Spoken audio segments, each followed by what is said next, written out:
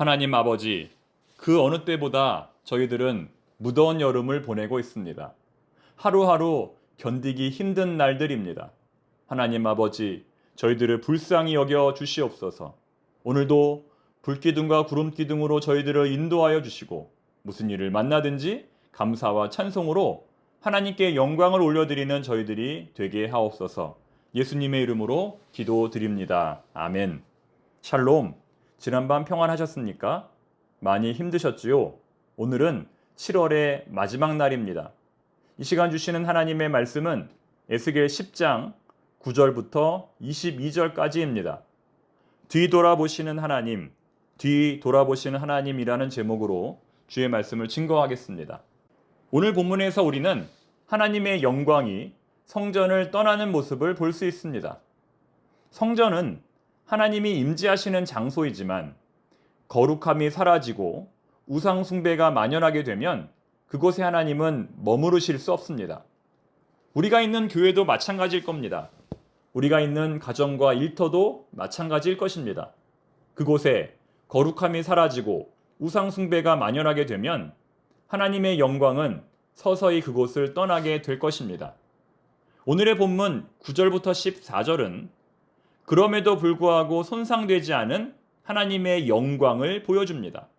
무슨 말이냐면 오늘 본문에 나오는 천사들은 하나님의 영광이 성전을 떠날 수 있도록 돕는 역할을 하고 있는데 그 모습이 지금으로부터 정확히 1년 전 에스겔이 그발 강가에서 보았던 모습과 일치한다는 겁니다.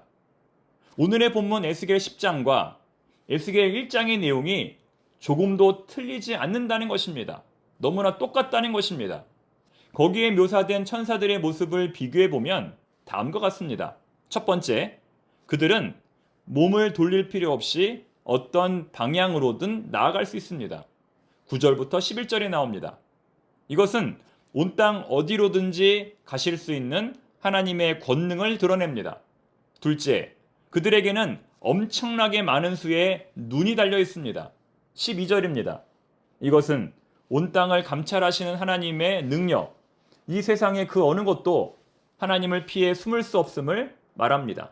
셋째, 네 그룹, 네 얼굴, 네 바퀴 등에서 반복되는 땅의 수 4가 상징하는 것은 온 땅을 동서남북을 다스리시는 하나님의 권능을 가리킵니다.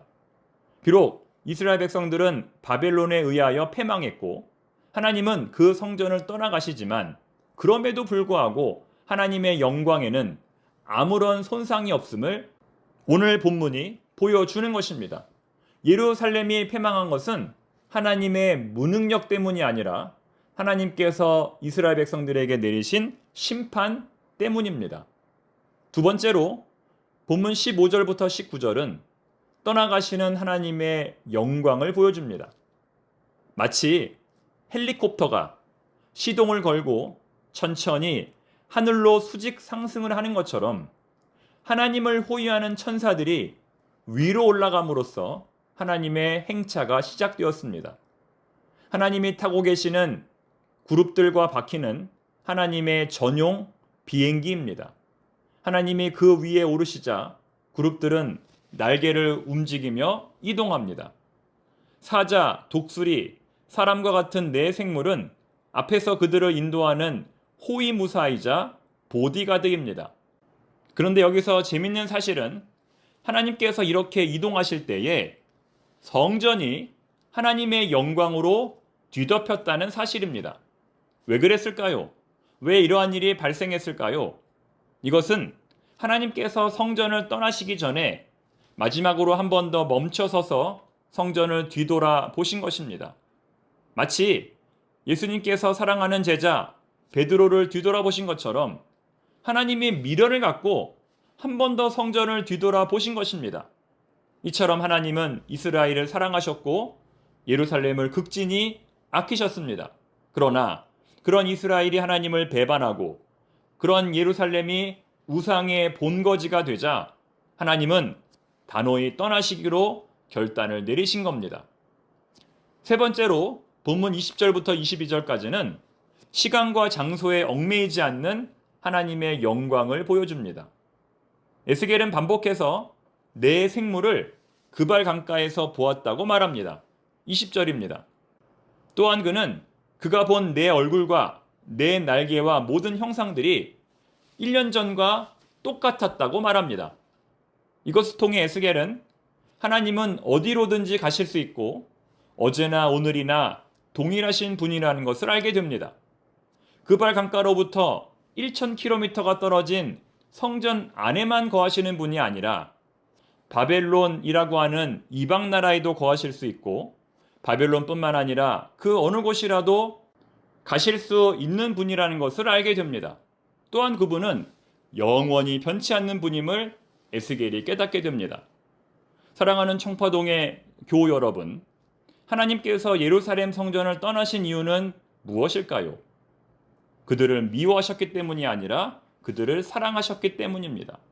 하나님이 예루살렘 성전을 파괴하시고 그곳을 떠나신 이유는 그 백성들을 고치시고 변화시키기 위해서입니다. 하나님은 당신의 백성을 바로잡기 위하여 처음부터 다시 시작하기로 결정하신 겁니다. 아이를 훈계하지 아니하려고 하지 말라. 채찍으로 그를 때릴지라도 그가 죽지 아니하리라. 내가 그를 채찍으로 때리면 그의 영혼을 수월에서 구원하리라. 잠언 23장 13절 14절 말씀. 사랑하는 자에게 매를 드는 것처럼, 사랑하는 자식에게 회초리를 드는 것처럼 하나님은 사랑하는 백성들을 회복시키기 위하여 이와 같은 극단의 조치를 취하신 겁니다. 그렇기 때문에 하나님은 예루살렘 성전을 단번에 떠나지 못하고 머뭇머뭇하며 뒤돌아 보시는 겁니다. 그 발걸음이 차마 떨어지지 않았던 것이죠. 사랑하는 교우 여러분, 하나님은 우리를 많이 사랑하시기 때문에 징계도 무섭게 하십니다. 많이 사랑하시는 만큼 많이 징계하신다는 겁니다. 그러므로 지금 우리가 당하고 있는 고난이 크다면 그만큼 하나님의 사랑도 큰 것입니다. 이것을 기억하고 고난을 당할 때에 낙심하지 말고 더욱 하나님의 은혜를 크게 체험하는 우리 모두가 되기를 바랍니다. 기도하겠습니다. 하나님 아버지, 아무리 거룩한 곳이라 할지라도 그곳에 우상 숭배가 만연하다면 하나님께서 떠나신다는 사실을 깨달았습니다. 우리의 교회와 가정과 일터에는 과연 하나님이 거하시는지 곰곰이 돌아보게 하옵소서. 모든 우상 숭배를 버리고 정결한 삶을 살아가는 청파동의 모든 교우들이 되게 하옵소서. 오늘도 무덥고 힘든 날이 예상됩니다. 저희들의 안전과 생명을 지켜 주시옵소서. 사랑과 용서와 인내로 하나 되는 우리 모든 청파동의 교우들이 되게 하여 주시옵소서. 예수님의 이름으로 기도드립니다. 아멘.